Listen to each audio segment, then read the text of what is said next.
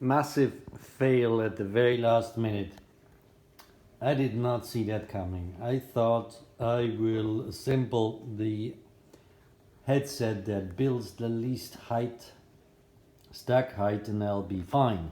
I thought I had 3 millimeters more for a counter nut, but there is no way. So because I just don't have anything that builds less.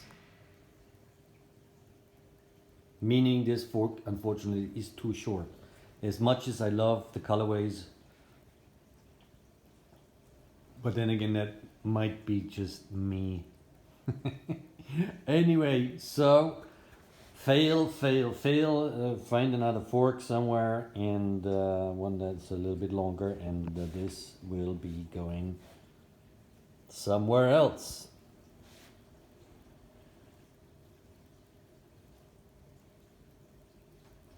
But meanwhile, check some progress. So here's the brake mounted, also cable guide and the seat post clamp. All the lug lining is done. The painting of the worst part of this bike has been concluded. My brakes really shining nicely. I love that. So, well, upwards and onwards. I might have to reconsider the whole cup and